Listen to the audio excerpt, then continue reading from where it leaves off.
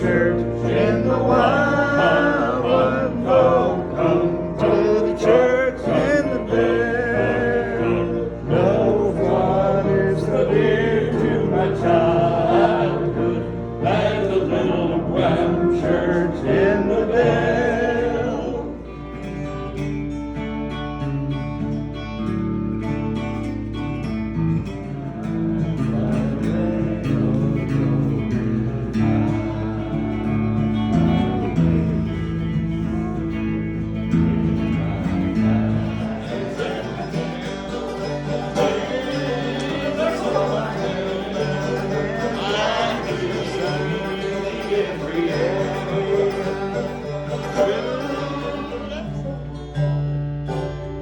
Hear my cry, hear my call, take my hand, lest I fall.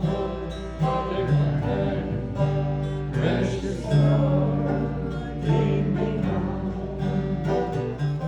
Well, a lot of memories in this church. We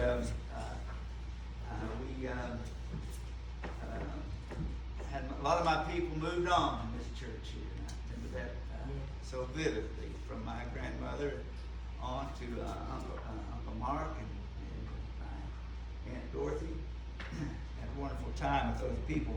I just want to share one thing with one time Marcus Howard. We had a funeral for Marcus Howard here, and I had a song that 50 Miles of Elbow Room by the Carter family.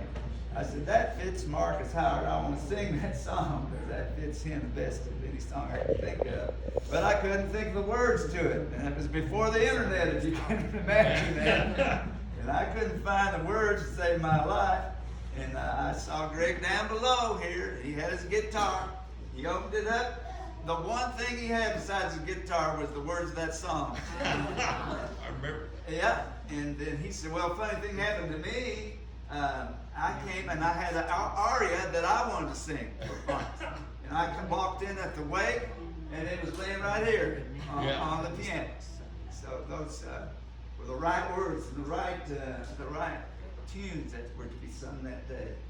I remember some of the memories of the church in the curve here when they built this church. You know, they had to bring all that lumber in. Somebody had to get on one side of the curve, and one had to get on the other side of the curve, and make sure there wasn't traffic coming. So many memories in this church. And my Aunt Nancy was sitting here one time, and my grandpa Drew was preaching up here, and there were some boys in the back there making fun of my grandpa. And Nancy wasn't going to have that. She stood up right in the middle of the service and said, Papa, they're making fun of you back here. And he, of course, said, no, honey, just leave it alone. But she wasn't going to have that. Anybody making fun of her pa. So many good memories. Charlie Bear here and so many others. I'm going to do a song for John D. He always asks for this song, so I've sung it so many times here, y'all will be able to sing it with me, but probably not. The Preacher and the Bear. Every time I come, he said, you're going to have to sing this song. So I'll try to sing a little. It goes something like this. Oh, the preacher man went out hunting. It was on one Sunday morning. And though it was against his religion, he took his gun along. He killed himself some very fine quill and one little measly hare. And on his way returning home, he met a great big grizzly bear. Well, that grizzly bear jumped down the road right up to the preacher to see. That preacher man got so excited, he climbed up the cemetery. Well, the bear stood down on the ground, and the preacher climbed out on a limb. He lifted his eyes to the Lord of the skies, and these words he said to him. Oh, Lord, you delivered Dan from the lion's den. You delivered Jonah from the belly of the whale, and then, well, the Hebrew children from the fire furnace, so good to declare. Well, then, oh, Lord, if you can't help me, for goodness sakes, don't help that bear. Well, the bear began to climb that tree, and it made that preacher man so. That preacher man climbed still higher, till he couldn't climb no more. Then they both got out on a little bitty limb, and both coming tumbling down. you could hear him miles around. Oh Lord, you delivered Dan from the lion's den. You delivered Jonah from the belly of the whale, and then the Hebrew children from the fire furnace to the good flare. Well then, oh Lord, if you can't help me, for goodness sakes, don't help that bear. Well, they fought all the way to the river. It was a terrible fight. That preacher man's really laying it on, but the bear was doing all right. Well, they fought all the way in the river. It was 3 times in and out. Then the bear got loose, limped away. You could hear that preacher man shout, oh Lord, you delivered Dan from the lion's den. You delivered Jonah from the belly of the whale, and then, well, Lord, it may not look like much from where you sit out there, but the hardest job I ever had was baptizing that bear.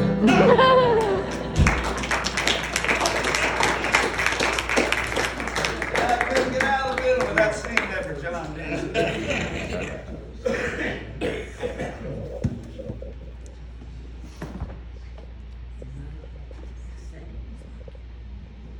It's a little dulcimer. You may be familiar with Gene Ritchie, who kind of made this popular, this instrument popular.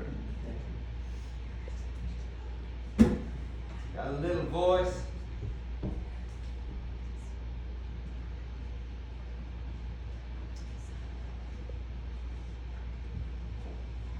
But I worked for many years, about 30 years for Hyman Settlement School, and a guy, old fellow named Uncle Ed Thomas, made a couple thousand of these from 1840s to 1930s, and sort of brought them on the stage of ladies at the settlement school, sold them to their friends up east, and they really made it a thing.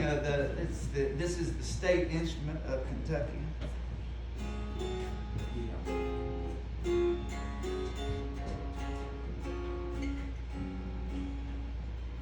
And I'll do a song that I wrote from the Psalms. Well, if I ask the dark to swallow me, and if I flew to points beyond the sun, and if I sailed my boat on stormy seas, still you'd be calling from the sea to the sunrise, searching me. Yes, you'd be calling from the sea to the sunrise, searching me. For the dark would not be dark to you, and your light shines clear across the sun, and your boats are bound out for the blue, and you'd be calling from the sea to the sunrise, searching me. Yes, you'd be calling from the sea to the sunrise, searching me. For you know me through and through. Where could I go to escape from you? Where could I be but bound up in these blues? And you'd be calling from the sea to the sunrise, searching me.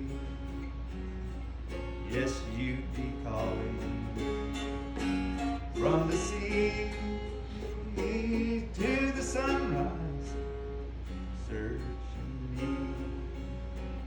Yes, you'd be calling from the sea to the sunrise, searching me.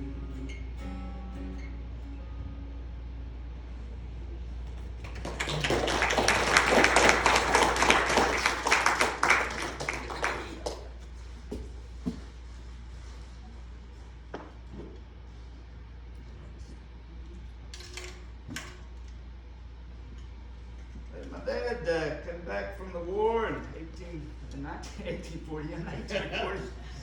Mexican War. Yeah, wrong war. And they had church in the schoolhouse for a long time. And Mom taught there. She came from Wisconsin, so it was from a town in Wisconsin, Sheboygan, Wisconsin. It's a lot different. She took the train down here.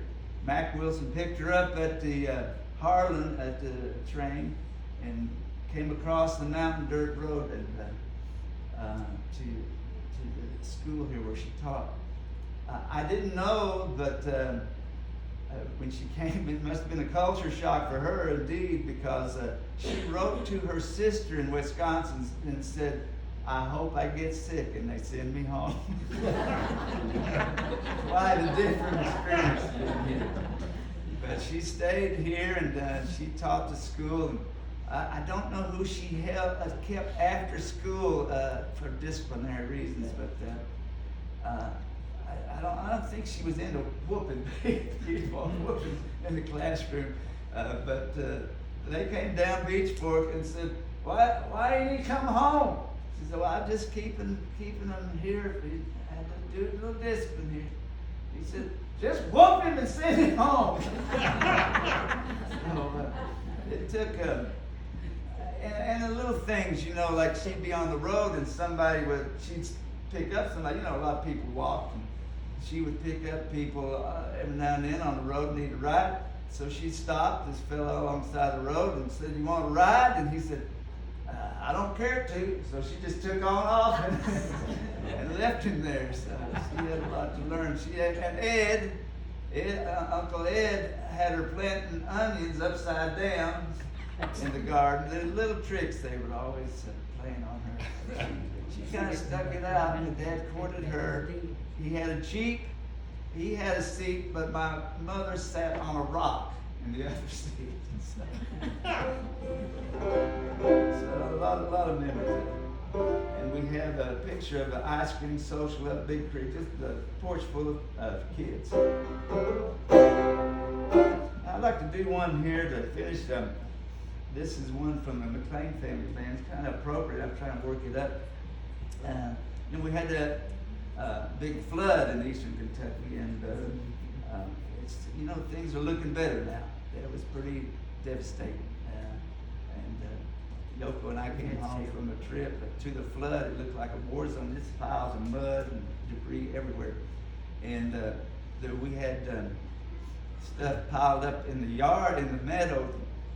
There was a burn there, raised place and stuff, just piled up. Refrigerators and just canisters of gas and from feral gas just laying and there was some guys weeding through it. I said, "What are you looking for?" And he said, "It's hard to know where to start." So this is a song from the McLean family. I will fly away when the storm is over. I will fly away when the storm is over. I'll come back in the spring. Robins call and callers sing. I will fly away when the storm is over. I will fly away when the storm is over. Yes, I'll come back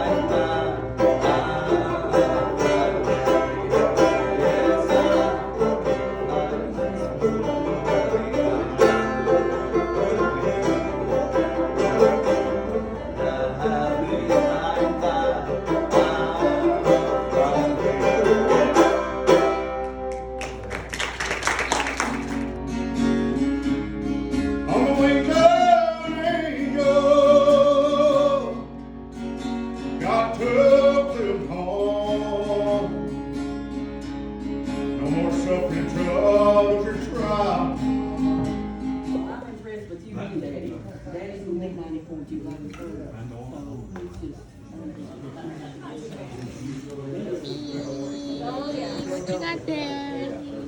That's about 2 hours.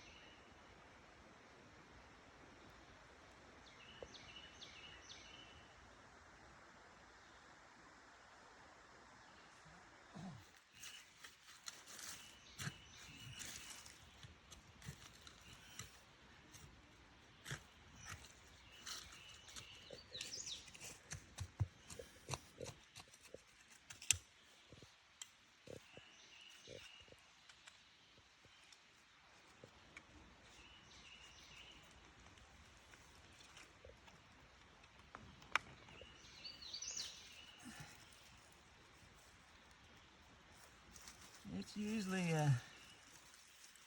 somebody comes up here and weed eats, but then not this year.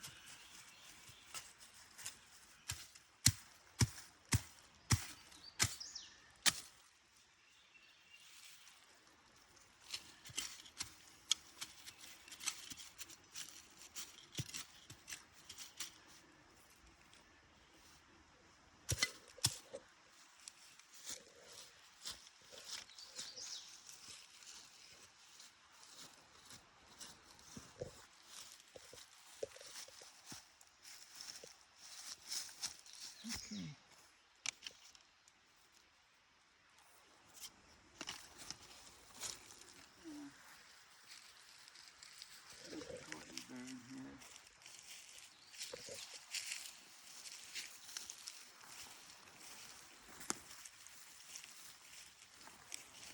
Millie Jane, this is Oh, yeah. the matriarch. She kept them together. She was so young when she married Richard.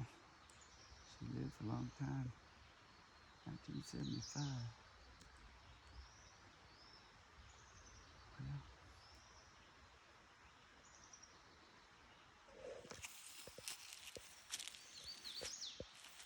Well, Underwood.